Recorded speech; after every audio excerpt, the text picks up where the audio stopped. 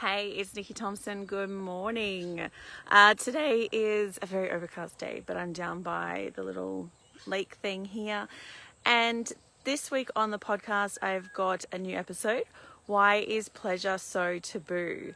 And I would love for you to listen to this. You can check it out in my Insta bio. You can head to my website. You can find it on Spotify, iTunes. It's Tea with Nikki. Embrace your sexual energy. And this is by far my favorite, best episode because it shares with you exactly what I do. And it was inspired by quite an experience I had last week with someone who was not very happy with what I do. So go and check out that episode. And I think you're going to love it. So you can go find it on all of the podcast platforms. Over the weekend was Valentine's Day. Ollie and I went away to the Gold Coast and saw the Friends musical parody down on the Gold Coast, and it was amazing. I'm Friends obsessed, absolutely Friends obsessed. So I was so excited to be down there and actually see that musical. It was so funny.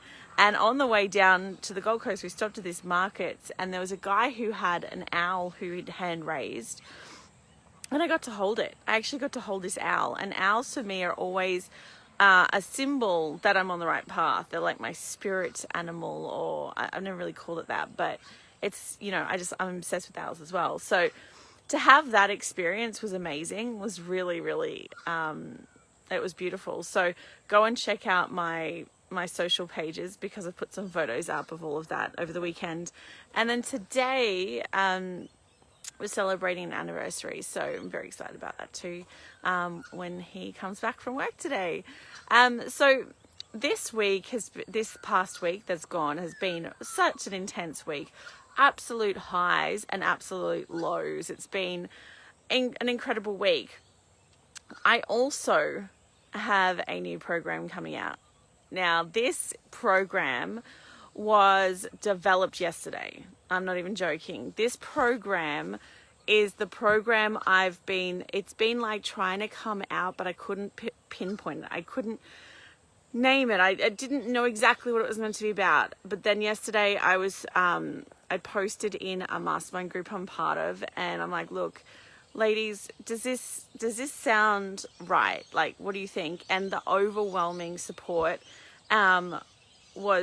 I was so grateful for it, because I feel like sometimes when I really want to support as many women as possible, because I feel as though when we support women in sexual development and their own sexual empowerment, that then ripples on to their partners, to families, to, all of that kind of thing, to have more of a positive sexual communication when it comes to supporting children.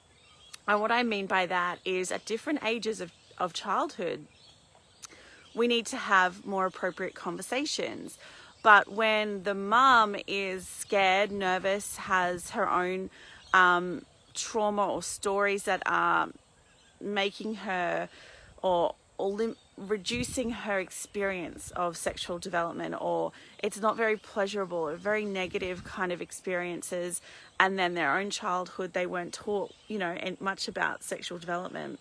We then carry this on generationally, and even having conversations from, before children are 5 and using the anatomical names for, penis and vagina or vulva, teaching them that their body is theirs, that they don't have to kiss anybody, they don't have to hug, aunts and uncles that they're feeling comfortable about, just having those conversations. That's like a huge foundational element of sexual development for a child.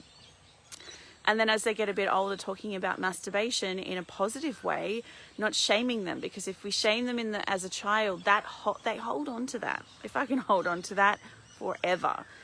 And so we talk about how to have those conversations and how, masturbation is okay, but not at the dining table, not at grandma's, that kind of thing. It needs to be at, in the bedroom, bathroom, that kind of thing, and explaining that to them, and that, everyone does it, feels nice, but we do it in these places. And then, as they get older, starting to have those conversations around puberty and sexual kind of feelings in their body. What does that feel like? What does that look like?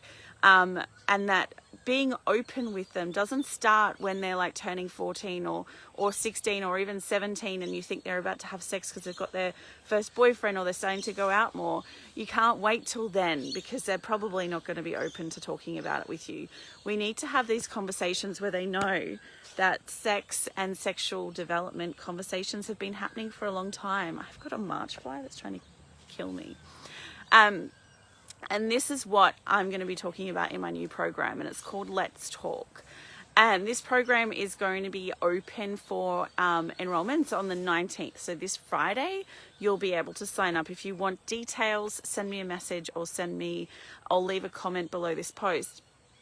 And enrollments are going to open up on Friday. We're going to have an awesome bonus just over the next weekend available for this program. And then we're going to start the end of the month on the 28th of February. It's going to be a short program. It's going to be over a week. We're going to have 3 kind of live trainings that you can join in and a Q&A session as well. They're going to be recorded. You can watch them whenever you like. And it's about unblocking your own crap around sex and sexuality and sexual development, unblocking all of that crap. And then how do you set yourself up to have more engaging conversations with your child depending on what age they're at, how to make it less awkward, how to, what to say, where to find resources to, perhaps give them a book. I know I've just given my son a book that he has really enjoyed, that he's gone and read on his own. And, and then we had conversations afterwards. So where do you find these kinds of resources, things like that? So that's what we're going to be going through. So if you have a child, sexual development is such an important part. I'm all about empowering children so that they do know that their body is theirs, that they do know that, masturbation is not shameful. They don't need to hide it. They don't need to, be ashamed of it. They don't need to be ashamed of their body. They need to do it in an appropriate way in their bedroom or bathroom, things like that. But, what we tell our children, the language that we're using around sex and our bodies is what they're going to be absorbing through their adult life. And I feel like we've just had so much crap passed down from generation to generation.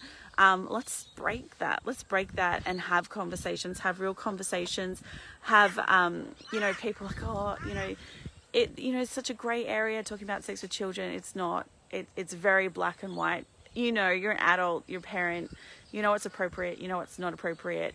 And what we want to do is have more of a positive language around their body.